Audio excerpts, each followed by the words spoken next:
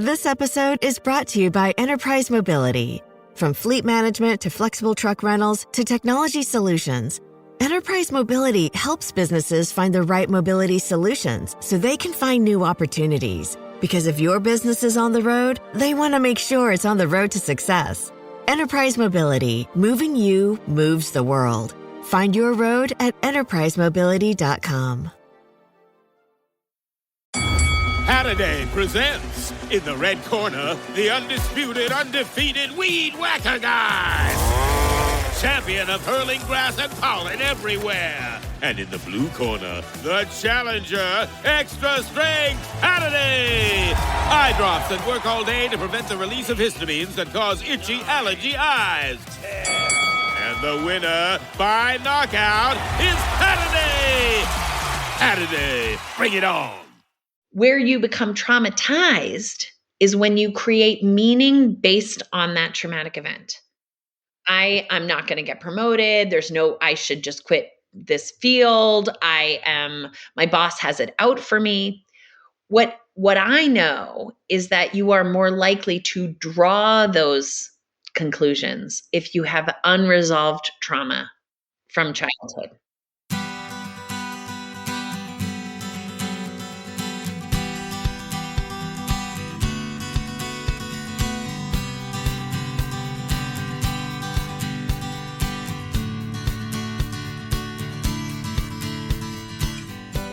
Welcome to Parent Footprint with Dr. Dan. I'm Dr. Dan. This show is about making the world a more loving, accepting, and compassionate place, one parent, one person, and one child at a time. The key to raising healthy and engaged kids is for parents to seek the same in their own lives while striving to be the best versions of themselves each day. No matter who you are or where you came from, with increased awareness, you can be purposeful about leaving a healthy footprint for your children, your family, and all those you care about while living your own life to the fullest. Today's show is Grief is My Side Hustle with Meghan Riordan Jarvis. Meghan is a licensed clinical social worker and trauma-informed psychotherapist specializing in grief and loss. With over 20 years in the field, Meghan worked in emergency rooms, homeless shelters, schools, and clinics before opening her own practice in 2004. As a writer, podcast host, and sought-after consultant with over 20 years of clinical experience, she helps individuals and groups explore the impact of emotion on personal and professional relationships. Using a wide variety of trauma modalities, Meghan helps clients identify and integrate both unexpected loss and desired change. On her popular platform, Grief is My Side Hustle, Meghan hosts the grief writing workshop Grief Mates and releases weekly podcasts and blog posts. Her essays have been widely published, and her memoir, End of the Hour, comes out in 2024. Meghan lives in Maryland with her husband and 3 kids. Meghan, welcome to the show. Wow, Dan, thank you so much for having me. It is just an honor to be here. We have lots to talk about. Yay. I really want to, your op-ed piece in the Chicago Tribune was really powerful. We have a lot to talk about. And before though, tell us a little bit about what led you to, first of all, becoming a psychotherapist, then a trauma-informed psychotherapist, and then a grief expert. Yeah. How in the world did I get here? How'd that happen? So thanks for that question. And I'll give you the little arc as best I understand it, because my intention when I was in school and in my first master's degree was to become a teacher. So this is like, somewhere the left-hand turn came in, and I was not somebody who grew up with even really knowing anything other than a stereotype of what a therapist was. So I grew up in Massachusetts on a farm with 5 brothers and sisters. And one of the seminal events of my childhood was that someone who we considered like a cousin, a family cousin, drown one day, a 16-year-old whose name was Chris. And it was, one of those life before and after moments. And my family, because it was the mid 80s, it was the early 80s, it's 1983, they did what they thought was the right thing, which is you don't talk to kids about hard stuff. Right. And what I came to sort of understand first in my master's program for teaching, which was child development, was that's not the right way to go with hard stuff. Is not to like leave an 8-year-old in the silence of their own mind around something really terrifying. Like, I think kids can understand to an 8-year-old, like a 40-year-old seems pretty old. A 16-year-old does not. And so it was pretty terrifying to have someone like in my cohort, in my childhood cohort, disappear. And I didn't understand how that impacted me until, I would notice things like just regular challenges in my friendship with people. I would notice that I took things more seriously, Right. or things hurt my feelings. Some of the things that I then come to understand, those are trauma responses. Right. So when I look at what my parents were doing, because they were much younger than I am now, when they had to adjust to how do you hold space for your 6 children who've just lost a childhood friend, I have a lot of understanding about it. But what brought me to my own therapy experience was a pretty miserable breakup. And I got into the first therapy session, and the therapist was like, tell me about what's going on. And I talked in one long run-on sentence about, my heartbreak. Yeah. At the end of the session, the therapist said, well, we're going to talk about your family. And I was like, we don't need to talk about my family. It's all They're great. Perfect. Yeah. Amazing. Yeah. They're And what I came to then understand in the next 10 years was just how much this traumatic event in my childhood had really significantly impacted me. Mm-hmm. And therapy offered me all of this trial and error process to sort of not have to be so reactive, not have to be so anxious, not have to be so worried, Mm-hmm. and to change how I was as a friend and a family member in relationships. And it was so exciting. Where I understood that actually I needed to become trauma trained Mm-hmm. was when I activated some trauma in a client by doing it wrong.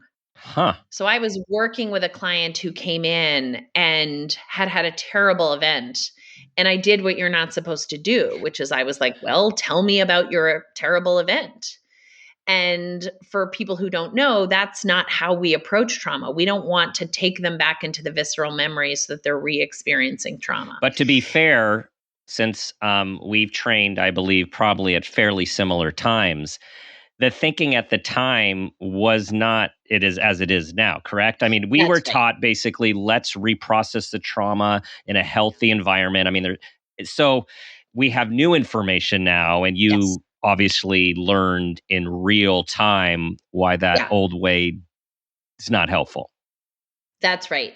You're absolutely right. So therapy, like everything else, it's continually evolving. We Mhm. know more. And it was, hey, all you have to do is talk about it, shed light on it, that will shame bust it, and you will be better. And what we now really have a much better understanding is that trauma is an event that happens, or a series of events that happen. So it can be an earthquake, or it can be, child sexual abuse. Like it's something that happens to you, but you trap the meaning inside your body. Yeah. And so the way people can become re-traumatized and talk to anybody with trauma is they'll say, they smelled something, they heard something, they saw something, and all of a sudden they time travel back to the moment when the terrible event happened. Mm-hmm. And you're totally right that we have learned more about that. And I experienced in real time, doing what I had been taught and having a client have a tremendously terrible reaction, that was scary to me and scary to her. And I was like, I can't do this work. And I have to do this work. So I need to know more. And then I just, there are trainings, Yeah. there are trainings that are like a weekend training where you get your continuing education units, but really it's like watching a cartoon. And then there are trainings, which are the ones that I've taken, which take a year. They cost a lot of money. Yeah. And you are going down into the tunnel of that, therapeutic Yeah. experience yourself so that you can lead your clients there. So Mhm. that's sort of the short, long answer to how did I get to trauma therapy? It's probably always been me trying to heal my own childhood trauma. Mhm. Mhm. And that's probably the real genuine answer, because I can just never get enough of learning about things. And I had an event where I just thought, if I'm going to be a helper, I have to be better skilled than I am right now. And then fast forward, Mhm. because I know this because you're so open with your story, and your memoir, which is coming out, right? All of your stories. Someday, yeah. And then fast forward, you then have to deal with among the greatest losses Yeah. of each of your parents in succession, with the different ways of losing your parents. And Yeah. then as you find out, for all of us, everyone, like whether we're psychologists, therapists, parent experts, grief experts, when we're actually experiencing the thing that we are trying to help others with, we're just like everyone else. We're Yeah. like Knowing just all the as things. powerless That's right. and vulnerable. It's humbling, because I don't think I really fully understood that there was this little part of me that was hoping that by doing the really intense studying that I've done, that I would circumnavigate the experiences. I really didn't understand until I was just stunned, to discover that here I am. I could be my own client in this moment. That I had hoped that becoming a trauma therapist meant I wouldn't have to have any trauma, but Right. that's Right. and it was a very and I am, thank you for saying that. I am really open about it, because I really do believe that part of the problem with the way that the culture of grief and loss is right now is that people do not think that it's a normal process, and that we don't talk about it well. But also it's a little bit like, I'm walking the walk, that my dad's death, which was from small cell cancer in 2017, he was diagnosed in 2016. He lived almost exactly a year from diagnosis to death, which is what doctors had predicted. And I got to participate in him dying. So we did all the stuff. It was Mhm. still very painful and very sad, Mhm. but we did all the things Mhm. which sort of allow you to not be traumatized by Mhm. something happening. And my dad and I were not close. I mean, if he were still alive, he would say that as well. And it was just a real gift to have that time with him, because I just yielded to the idea that I didn't need him to be other than who he was. I just wanted to sit with him and love. And I Mhm. was so lucky to get to do that. And with my mom, she had a short illness and died in her sleep while I was on vacation with her. And I've spent, a million zillion hours peeling back Mhm. what ultimately happened, which was I developed PTSD really quickly. And what I don't always talk about is, because it's more my mother's story to tell. But when my cousin died, my mother developed PTSD. Mm. She was there when they took him out of the water, and she spent about a year in the symptoms of reliving, being traumatized, Right. the tape beginning and not being able to stop it. And she and I had conversations about that when I was an adult. And then when I came to learn things like EMDR and really concrete trauma treatment, we had some emotional conversations about, Mhm. there have been, EMDR didn't exist when this Right. happened, so she Right. couldn't have gotten EMDR. But when I had, my mom died, I was in a parking lot when I got this piece of information. I had a car full of children. I also knew she died because I felt it inside my body.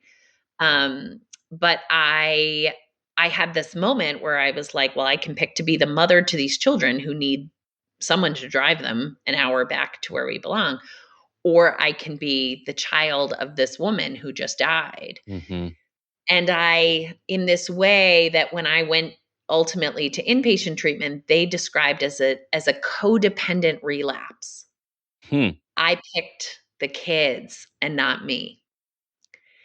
And it was such a fascinating That's interesting. diagnosis, Yeah. isn't it? Right? So it Yeah. was such a fascinating diagnosis because I was like, no, no, no. I know that I was codependent when my mom had PTSD. I was trying to like help her, even though I was only 8. I was trying to cover for what was going on in the family. But I broke out of that codependency Hmm. when I was 26 and I went to therapy. And, I think it won't surprise you to discover that we are healing wounds lifelong. Right. So I fell like into this, I'm going to do all the things and help all the people and, write the eulogy and when all of that was gone, when there was nothing to do, I was in a complete state of confusion and panic about who am I anymore? And that was really surprising to me because I don't think I understood how much the dynamic of my mother's existence was still something that I tethered myself to in a way that maybe wasn't dysfunctionally codependent, Right. but was still codependent. Well, and to normalize your response here for a second, Yeah. kicking into, okay, I got to take care of my kids. I got a plan. I mean, that is, we Yeah. gotta prop up our coping skills too, guys, right? Like that is coping 100%. and surviving a traumatic situation. The challenge is it always catches up with us, right? Yeah. As the famous saying, the body keeps the score. Like it will always catch up with us. But I think you were just stepping into your strengths. You're stepping into your coping skills. Like you obviously are a doer. You get things done. You're a I mama am. bear, right? You're a family person and you did what you need to do. But as you point out, then there's stuff to reckon with. That's right. That's right. And that is true. And I think, one of the things because I specialize in grief and loss, there are times almost every client will come in because it takes a minute to find me. And I mostly deal with the kind of grief that I had, which is traumatic grief. And which just means sort of not average and doesn't resolve on its own for your listeners. It means like you need help and intervention to break through some of the symptoms. And I think that for most people, it is a relief to have things to do, whether you're grieving or you're trying to support a griever. It's having, doctors to call and funeral homes it's terrible and horrible, but it keeps you upright. Mm-hmm.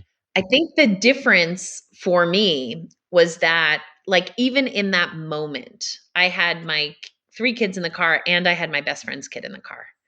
And she called me when she found out that my mom had died. I was still in the parking lot. And she said, "Stay there. I'll come get you."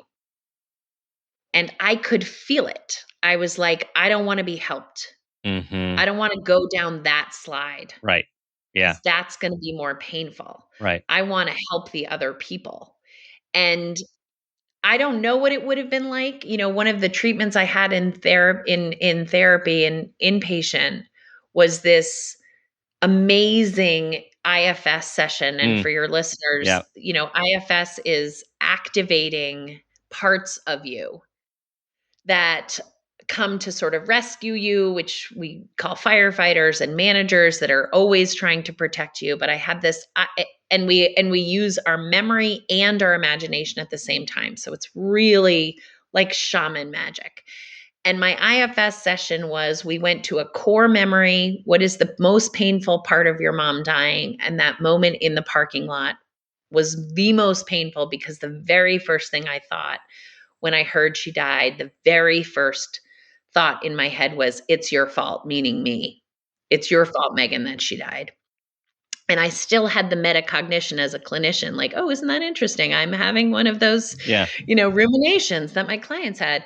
I just didn't understand it was gonna, like, wrestle me to the ground and win. Mm-hmm. But in that moment, my therapist said, "What would have been helpful for you in that moment? Mm-hmm. How could we show up for you in that moment?" And my imagination was like, "Oh, my older brother, who is very much a father figure for me, he drives up with his wife. His wife takes the kids, she drives them, and my older brother drives, and I am the passenger." Mm-hmm. So my system really did understand that I needed to be supported and helped in that moment. And to say that I couldn't be isn't really true, Right. because my brother had also called and said, just put a pin in a mat, Yeah. stay right there, and I will help you. The other thing that happened is in my childhood, when my cousin died, my mother, who was deeply religious, asked us to come together and say the rosary, which I didn't know how to do as an 8-year-old. And when my cousin stayed dead after we, said the rosary, I was sort of like afraid that maybe that was why, because I didn't know the rosary. Of course, I didn't Hmm. mention that to anyone until I was 26 years old. But that was what I carried. I had this same compulsion when I learned that my mother died. I know, and I know this is true, that she would have wanted someone to say the rosary over her body. So I also had this other part of me that was like, again, kind of codependent. I wanted her to get the thing that she needed Yeah. in that moment. And I don't regret any of it. Right. I just can see multiple there's a lot of sliding door possibilities. And what I Totally. know is the perfect storm of events unfolded so that my mind and body did get pretty sick pretty fast. Well, I appreciate you sharing that for all of us, because Mhm. it is a personal window in to the complexity of trauma. And, Yeah, as you're describing, there's single trauma events, but then there are single trauma events that activate prior dormant, not processed trauma. And that's right. whether we have little t's or big t's in our lives, everyone has experienced some level of trauma. And I think in and I 100%. think in the field, the reason I really think it's so important to have these conversations is, as we're building up to your op-ed piece, and how we don't talk about trauma, like there's this belief that either you have post-traumatic stress disorder or you don't. And if you don't have Yeah, if you're not, if you don't have post-traumatic stress disorder, then you just go about your business. Like, then it's not that bad. It's not anything that we need to talk about, we need to treat. Like, if you don't have the diagnosis, then you don't need treatment, which is all so wrong. And so tell us how you see the continuum of trauma to post-traumatic stress disorder in the oh, it's a natural great human question. it's human functioning, it's human experience. That's such a great question, and I don't want to make like a left-hand turn here, but there's been a lot of consternation in the field, right, about Hmm. this new, quote unquote, new diagnosis that's now in our diagnostic code manual Yes, about yes. prolonged grief disorder. And I mean, it is a wild country out there if you talk about this on the internet. But what I'll say about it is prolonged grief disorder is the thing that I treat without it having to be prolonged, meaning we're talking about a traumatic response to loss. So, what I know is, and this was also true when I was pregnant, someone gave me a screening for potential postpartum by just asking me a series of questions. And they said, wow, you've had depression before, you've had anxiety before, you're really at high risk of postpartum depression. So here are the things we're going to put together so that if you have it, which I only had it with one kid and it wasn't that severe, but somebody had put me on the alert to it. Hmm. When you have childhood trauma, you are predisposed to any other traumatic event that might land lightly on your college roommate's shoulders, to that being really difficult for your system. Hmm. And there are these things, there's these things called ACEs, adverse childhood experiences, which are what you would expect them to be: poverty in the home, addiction in the home, someone being incarcerated, abuse of any kind. There's 10 of them. And when you have those in your childhood, it also creates a whole constellation of things that are associated with trauma, like high anxiety, hypervigilance, depression. People being able to have that core level of education is like my giant soapbox. Hmm. I mean, most people don't know that if you have anxiety You will always also have depression, but you can have depression with anxiety. And, I walk around sort of saying to folks, well, depression is like the nuclear reactor trip switch to anxiety. It keeps you from exploding. Right. Right. But when we're talking about, who is the person that's going to really have a hard time with grief, with another traumatic event, death is just another traumatic event. Right. Even my dad's death was a trauma. Mm-hmm. It just did not traumatize me. Right. That's key right there. Just so hold on for 1 second, everyone. Right. Yeah. So that was a traumatic event doesn't always become 100%. traumatizing. Yeah. So that's all I was writing about at the beginning of the pandemic when everyone was like, we're in a collective trauma. And I was like, listen, guys, we are, because this is traumatic, but there are populations, right? And lo and behold, they're the people who we would have predicted adverse childhood experiences, people who live in poverty, people who are, live in more disconnection. Like there are predictable groups, and they have had a harder time. So when I'm looking at trauma in general, part of what I'm trying to explain to folks is, and this is like Bessel van der Kolk's definition of trauma, right? And he's sort of the godfather in all of this, is it's when your neurobiological state is overwhelmed. And so everybody knows this experience. Like your boss calls on you and says, you have the presentation ready, and you don't have the presentation ready because you didn't think that was happening in this meeting, and you freeze and you can't speak and all the blood runs to your stomach and all of that. That's a traumatic event. Where you become traumatized is when you create meaning based on that traumatic event. I'm not going to get promoted. I should just quit this field. My boss has it out for me. What I know is that you are more likely to draw those conclusions if you have unresolved trauma from childhood. So I remember in graduate school really being enlightened by the studies that were coming out from the VAs at the time about Vietnam vets. And they were looking at this question of, if you have all these guys who experienced the same thing, these soldiers experienced the same terrible, traumatic combat situations, and they come back home, and let's say there's 4 of them, and 2 of them are able to live relatively adjusted lives, and 2 develop debilitating PTSD that they do not recover from. And this was before we even knew what ACEs were. This is when they discovered it was the soldiers that had these vulnerabilities prior to going to combat: depression, anxiety, abuse in the family, addiction. So all of these, poverty, these things that you said, put their systems at more vulnerability for experiencing a traumatic event and then developing a disorder because of the severity of the experience on their system.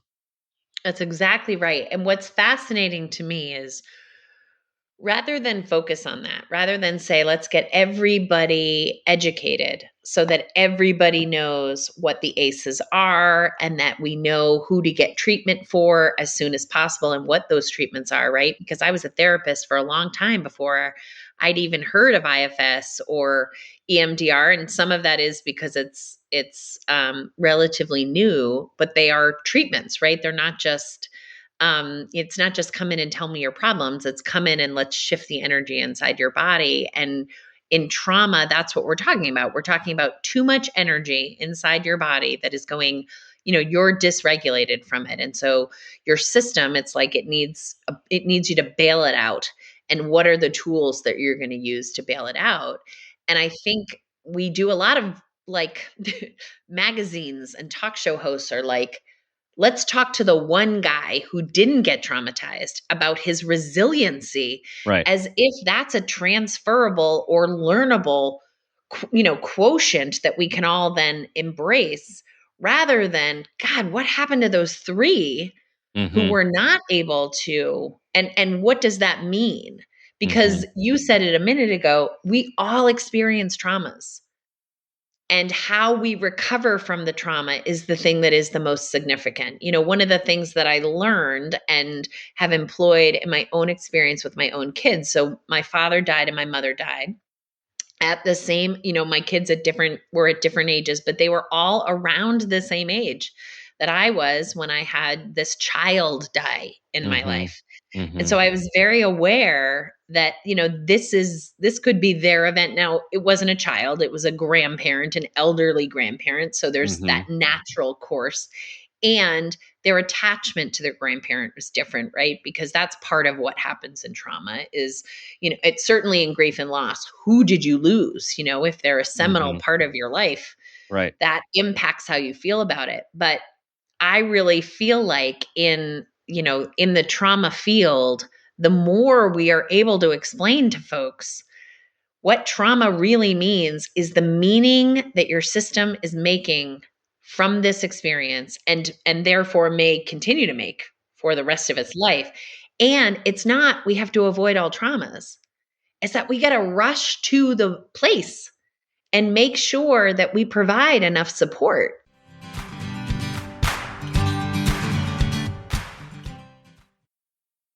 Paying rent can feel like throwing money away. And when you're spending so much, it can be hard to see yourself buying a home. So Rocket Mortgage is helping you put your monthly rent towards home ownership with Rent Rewards.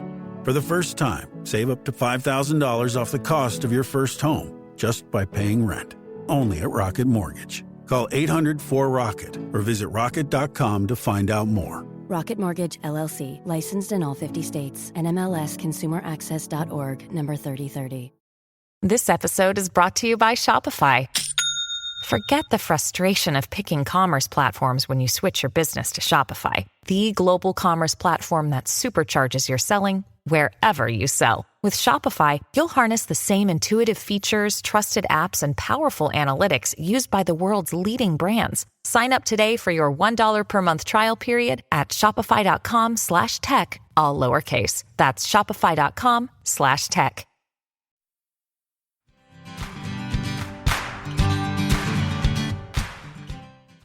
We're in this pandemic right now, and I am stunned. I mean, this might wrap the transition. You're transitioning right? us. Yes. Into my Your Rage piece. Against the Machine railing op-ed. But I'm really stunned that we do not have the foresight, even with all of the education, to be coalescing our efforts. I'm exhausted. I'm not sure how much clinical work really is reasonable to expect me to continue to do considering the heavy load. Yeah. But if I don't do my work, that's 20 people who are going to have to go get on a waiting list with a therapist who, already has a waiting list.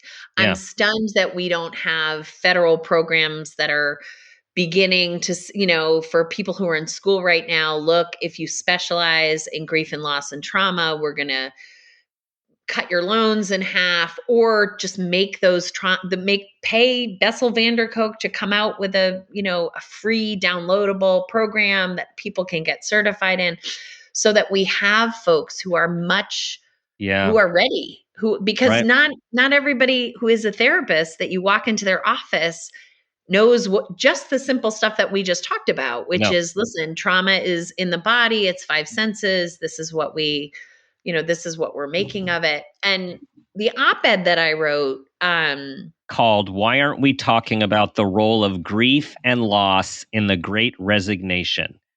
Right? Yeah. Like, it's not there. It's not there. It's just no. It's not. Well, so let me say this in defense of some companies. I do work with companies. They are calling me and saying, we are aware that we need to be adding a level of conversation, and we don't know how to have it. And I appreciate that, because I think what mostly you're seeing, if you Google the Great Resignation, or if you follow, the New York Times has actually a writer, she's doing a gorgeous job, who's writing every week about what companies are doing in order to sort of like get back to work. In one company, I'm not going to name them here, but like their big plan is to have a concert and have Lizzo play. That's going to get us back to work. Mm-hmm. Like that might get you in the door, but that's not going to make work feel safe. And so the op-ed that I wrote that really was, it's written this way because this is really what happened. I was coming back from a grief and loss retreat that it was the first one I had run in a long time, Mm-hmm. up at Crapalo in Western Mass. And it was just a small little private group. And these folks were talking about, irrevocable loss. Just, I had one client that had lost multiple relatives during the pandemic. And it was really heartbreaking. And I was like able to stay regulated with the pain. Mm-hmm. And I get in my car and it's a 5-hour drive back to DC. And I love driving. I have 3 kids. So I love being in the car by myself. And I pop in one of my favorite podcasts. And the podcast description is this father-son duo social scientist team is going to tell us why the great resignation is happening. And I'm like, awesome. We are going to just be doing my jam right now. It's going to be a grief and loss podcast. And so these 2 lovely men come on, and the host, who is like a hero of mine, she's like, all right, give us the data. Tell us what you know. And so I did spend some time as a social scientist, like data collector. So I also have a reasonable amount of skepticism about data because I know how it can be manipulated. I'm not accusing these men of doing anything, but their model was they were going to explain why 4.6 million people were not returning to the workforce since November. They were going to explain that by looking at Glassdoor. And for people who don't know what Glassdoor is where you go and you say crappy things about your company and explain why they're not good, so that when other people are maybe going to be hired by that company, they can say like, oh, well, turns out this is a super racist company. 9 employees have said that. So they went on Glassdoor and they did an evaluation of the people who had left reviews from when the Great Resignation, which is this term that is, from a professor in Texas who just said like, listen, this is an epidemic. People are not going back to work. So their findings, again, based on qualitative research, so people saying this is why I'm leaving my job. Their findings are 5 primary findings. The most significant of which is people are saying they're leaving their jobs because their jobs are toxic work environments. And toxic is defined as racist, all the things that you would expect. Right, My boss doesn't respect me. They're not following moral codes, like the things that you would expect a toxic work environment. And not one time in the hour and 9 minutes does anyone say COVID, death, dying, or grief. Yeah. And I pulled my car over on the side of the road and cried for like 25 minutes. And then I went into the McDonald's at the roadside stop and Googled Great Resignation. And I read articles from Time, CNN, NPR, the New York Times, the Washington Post, the Boston Globe, the Chicago Tribune. Not one article said anything about death and dying. Now, interestingly, the guy who came up with the phrase Great Resignation, he did. Yeah. He said, well, and people are dying everywhere. So that's why people aren't going to go back to work. But separate from him, and all I kept thinking to myself was like, people pause and be logical. 1 million people have died. The number that comes from various places, but the CDC agrees, that means 9 million people just in this country are grieving. And you think that people don't want to go back to work because suddenly, while no one has been in the office, it's become even more racist than before or more toxic than before? Like, that doesn't even make any sense. And so I just sat there like, we are never, ever going to be able to change this culture on grief and loss if we can't even acknowledge and name what is happening to us right now. So is this cultural denial, cultural repression? Is it our coping? I mean, not saying it's healthy coping. Like, how do you make sense of this from a psychological, sociological perspective? I mean, I don't want to say what I think it is because it's like terrible, but Say it. I think it is willful ignorance. Mhm. I think death and loss and COVID have made us feel really, really helpless. Mhm. And I think the thing we do the least well is helpless. And Yeah. so I think people don't want to talk about feeling helpless.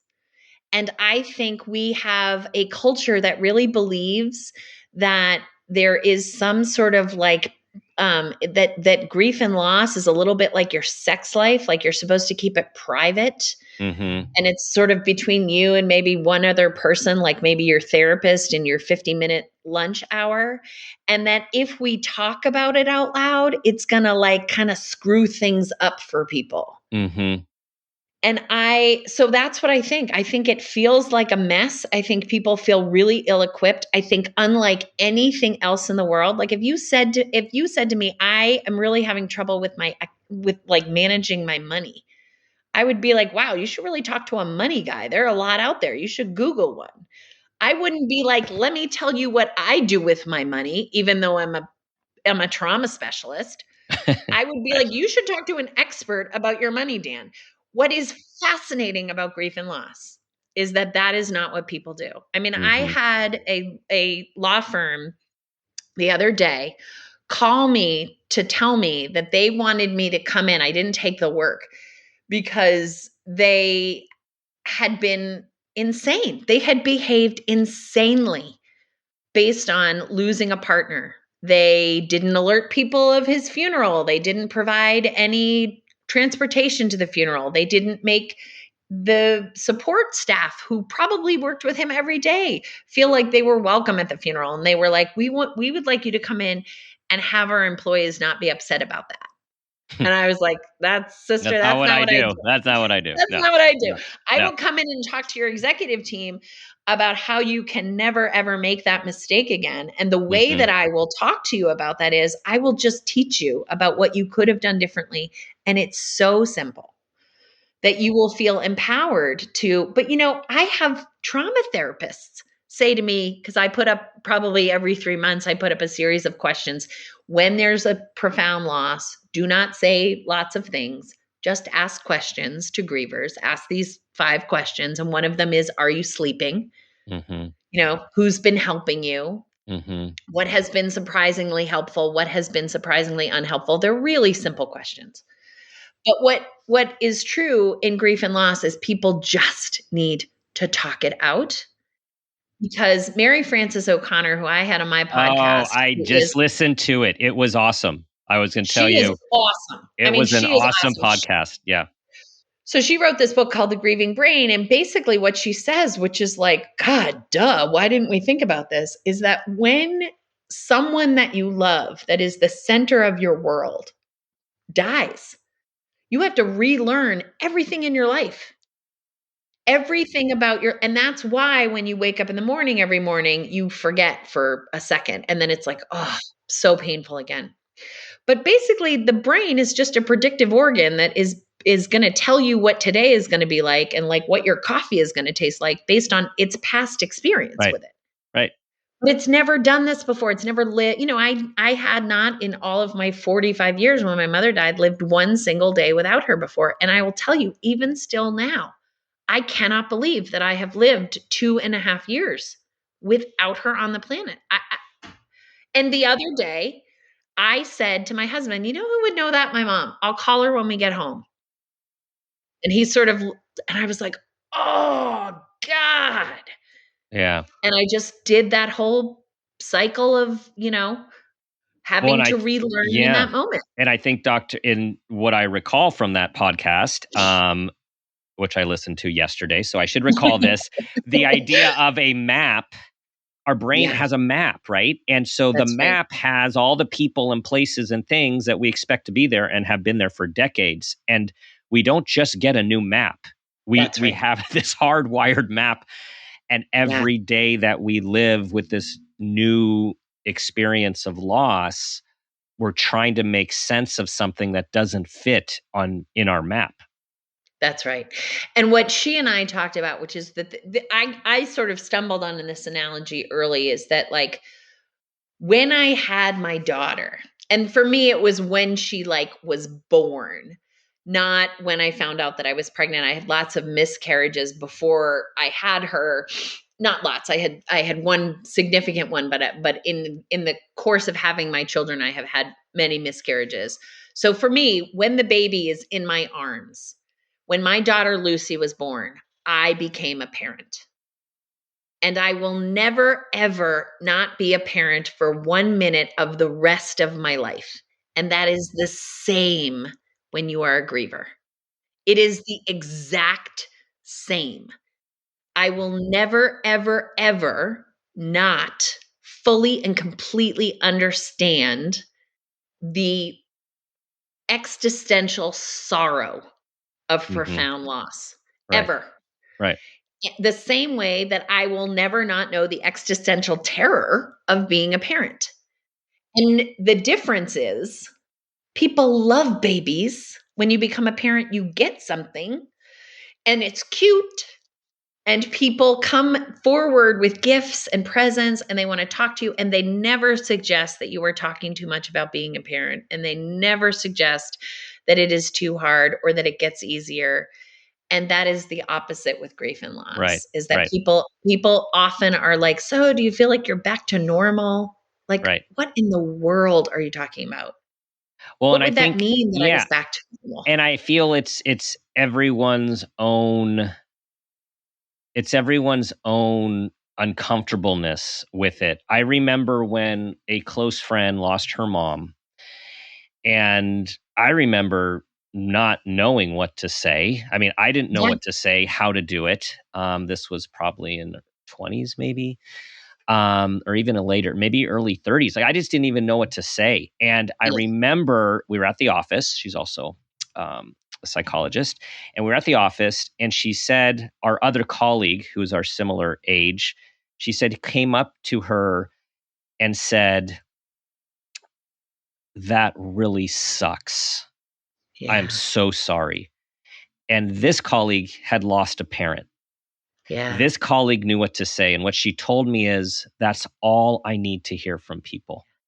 Just the acknowledgement and the validation that this sucks. And I get it. I'm here. So I think there's such profound value in what you are describing, which is you can feel the difference.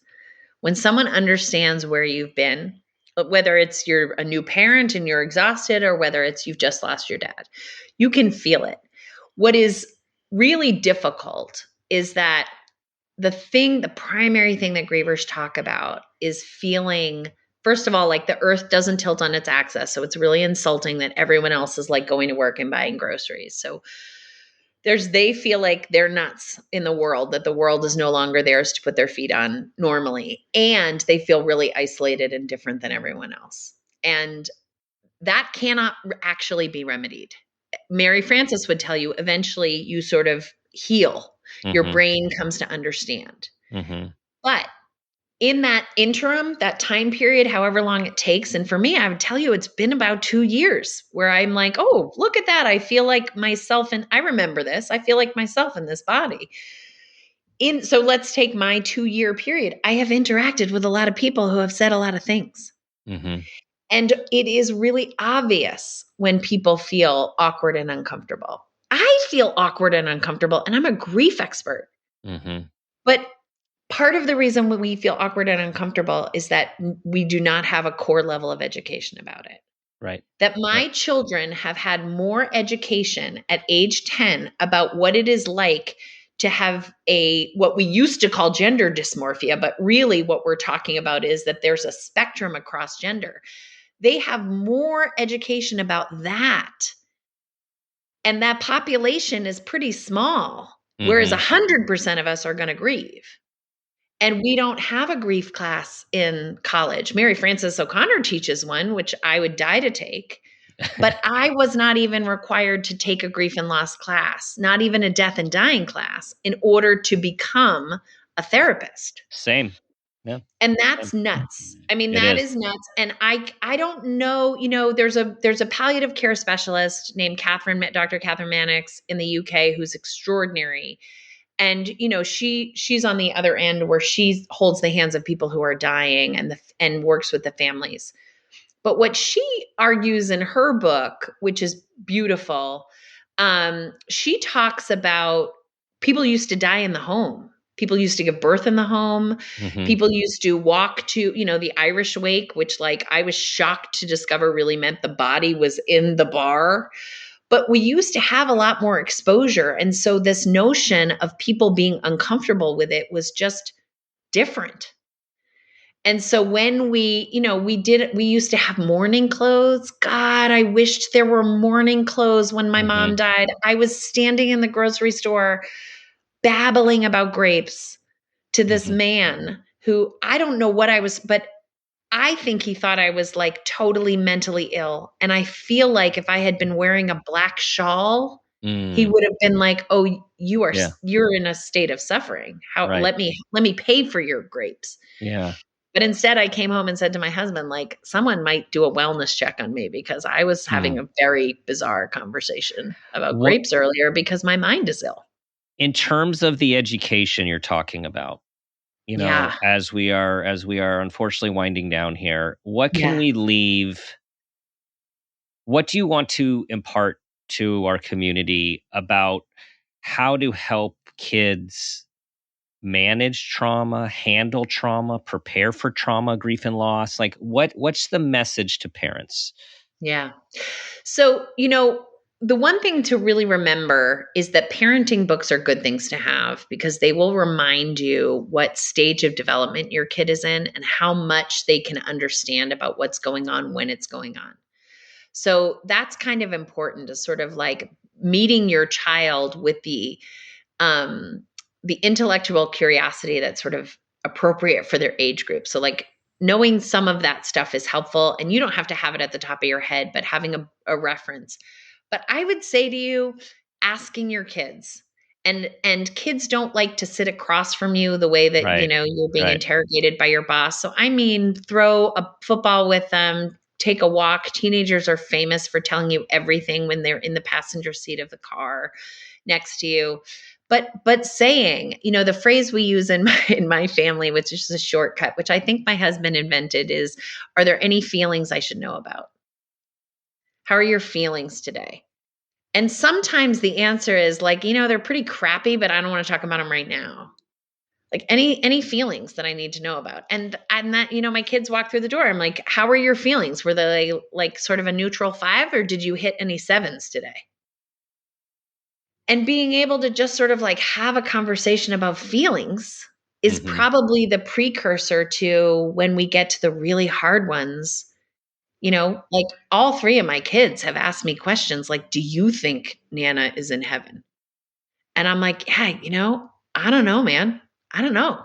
My youngest was 6 when she died. That's a hard question. Do I think she's an angel? You know what? I don't know. Do you? Yeah. And that, I didn't have any of that when my cousin died. When my cousin died, I didn't have any understanding that it's hard for everybody, that it's confusing for everybody. And what we know developmentally with kids is if they have hard feelings and can't take them out of their inside, the energy, take it out and hand it to someone else, it becomes who they are. How they feel becomes who they are. Right. And what you're saying, which is very important, is we don't have to have the answers. No, we don't have the answers. We don't have it, and pretending we do actually makes kids feel often more confused. It's we need to be human. We need to be there. We need to ask the questions. We need to not force our agenda, them talking about their feelings if they can't articulate it or don't want to. But we really don't want to do what was done in a lot of generations. I had my own experience, and Mom, I don't blame you for this, of this always comes up, of I was 7 when my grandfather, who I was close to, passed away, and the decision was made to not have the younger grandkids at the funeral. And in hindsight, it would have been really helpful for my life to have experienced that, as painful as it would have been and confusing for all the obvious reasons. But it just wasn't done in our culture that much. So all this is to say is keep showing up Yeah. and not lean in, as I believe what you're saying, as opposed Yeah. to the opposite, which is we feel like we need to protect our kids from this bad stuff when we actually have to go right through it and sit with it. Yeah, it's the same as what I say with my therapy clients. Like, I don't work very well with people who want me to be an expert, even though I am an expert. What I really am offering people when they are feeling helpless, which is generally when people have found my office door, they've usually tried a lot of other things, and they're doubtful but hopeful maybe at the same time. And what I provide is I believe that they can handle it. I believe they can do it. I believe it because we're wired to heal. I believe it because grief and loss is something that is an absolute universal across the human experience. I just think it's a lot harder than anyone ever lets on. Yeah. And so I'm not going to tell them what to do. I'm Yeah. just going to help them grow the faith that they can figure out what to do. And a lot of what I do on all of my podcasts and my platforms, I'll share with you what I found personally helpful or what other clients found personally helpful. For a lot of folks, I have like a menu, a literal menu in my office of these are Mhm. things that people have told me that they do while they're grieving that they find Yeah. helpful. But that's what we're doing with kids is Yeah. we're encouraging them to be able to handle hard things. Yes. And I think the hopeful message here that we conclude on is we are wired to heal, Wired right? to heal. And it's like we human beings have experienced loss for millennia and unthinkable loss. And it's part of life and we keep moving on. And some losses much harder than others, more traumatizing than others. And we need to keep talking about this as you're doing on your platforms to let people know like this is part of life and an important part of life, and we need to be talking about it. Mm-hmm. All right, Megan, parent footprint moment question. Are you ready? I'm ready. I'm Okay. ready. Tell us about a time that you became aware of yourself as an individual, as a parent, or even an awareness of your own parents, and that new awareness had a positive impact on your life, your kids, and or those you love. I loved this question. I love this question, Dan. So what immediately popped into my mind, so every one of my children has had some sort of scary medical thing happen that Mm-hmm. all resolved okay. But I had one particular, so I worked in an emergency room and have more knowledge than the average bear about um how medical file numbers and what blood should and shouldn't look like, and when a doctor is running what tests, what he's looking for. And I had one kid who was sick, and he was my third kid, my littlest. And we got a phone call from the doctor after a blood panel had been run, and that tech read me out some numbers. And I understood that that meant my son had leukemia. I understood that that was what was being told to me, even though the tech didn't know. Now, my son does not have leukemia, so I can skip to that part. But as I was driving, so they said, we need you to get your husband, we need you to get your son, and you need to come to the office immediately. So this was like a terrifying event. And I was driving through Georgetown to get to in DC where I live, and it was like 10 o'clock in the morning, and I watched a bartender or a bar owner opening the door to a bar. And I had this thought, I could just pull over and I could just walk into the bar, and I don't have to do any of this. I could just drink a ton of alcohol. And it was a real option. Like, I felt this as like there was a real part of me that was like, please do that. Numb. Yeah, numb, quit, leave, get out. And there's alcoholism in my family. And I had never really felt anything other than frustration and anger about it. And in this moment, I was like, everybody is the same. We're all the same. And my husband called me and I was like, this is what they're going to tell us. And he said, why don't you go to your friend and be with your friend? And you don't have to be in this moment. This is while I'm like driving and see the bar. And I was like, because I can't do that. I can't skip the hard moments of being a parent. And I didn't know that about myself right until then. That actually didn't feel like I didn't know until I was deeply, profoundly terrified that I felt myself on this, like, oh, this is the before moment. This is the last moment, and our world is about to crack open. Now, skip to the end. The tech had read us someone else's files. Like, it was, it was one of those horrifying, but amazing. Someone else's child had leukemia. So I'm very careful to, that was but what it taught me about myself is I actually want the pain versus the numbing. That even though it's awful, that actually is the life that I want, that I didn't want to opt out, that I wasn't doing that to be a better person. Yeah. I was doing that because that's the honor of being so attached to other people, is that you want to be in that moment, even though it's horrifying. That is powerful. That's a powerful moment. I mean, talk about sliding doors, right? And talk about sliding doors, even with that universal, whatever that was, that you got the wrong information, right? That still could have led you right into that bar. It really could have. Well, and it just gave me a deep and profound understanding of the kind of pain. That was absolutely a choice for me in that moment. And I don't feel like, oh, I made the better choice. I just didn't make that choice. Yeah. I just didn't in that moment do that. Yeah. But I have a much better and profound understanding of, I don't know that I ever said this, but I don't say like, oh, I would never do that. I have been really stunned at age 48 to discover all the things I thought I would never do. And that I do, that are part of my life, that I think at the core, we are all human. Yes. And that the notion that, your humanity is wholly different than mine is insane. Completely aligned. Yeah. Meghan, thank you. Thank you. This has been a lovely conversation. You're just a lovely host. And I really appreciate all the work that you're doing in this field. It's so important. Likewise. And tell everyone where they can find your blog, find your podcast. Yes.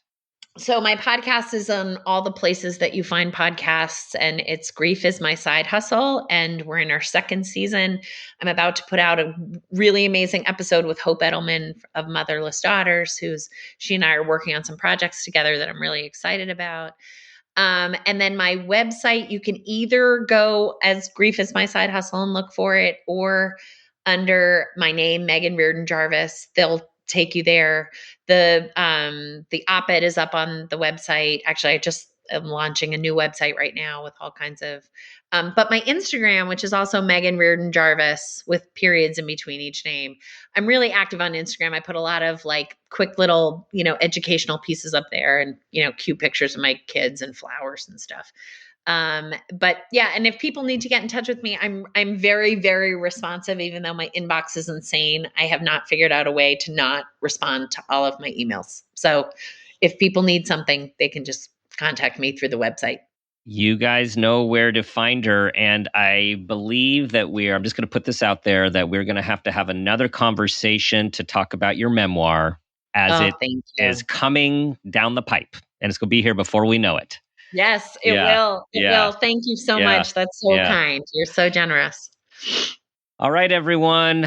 Let's keep trying to lean into the hard stuff. Let's talk about the hard stuff. We need to remember that grief, loss, trauma is part of being human. We experience it. We need to be aware of it. We need to seek the help that we need for our own lives and also for our kids, because we know the healthier and the more engaged we are, the greater the opportunity we give our kids to do the same in their own lives. Thank you all for your listening, for your 5-star reviews, for sharing this episode with all that you know will benefit. Do your best to be the person you want your child to become, and ask yourself that guiding question: what footprint do you want to leave?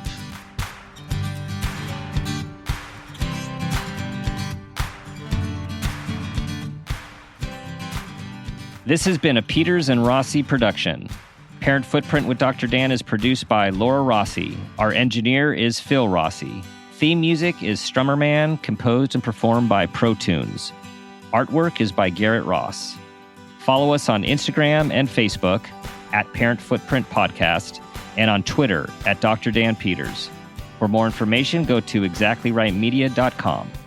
Listen, follow, and leave us a review on Amazon Music, Apple Podcasts, or wherever you get your podcasts. And don't forget, you can listen to new episodes 1 week early on Amazon Music, or early and ad-free, plus bonus episodes by subscribing to Wondery Plus in the Wondery app.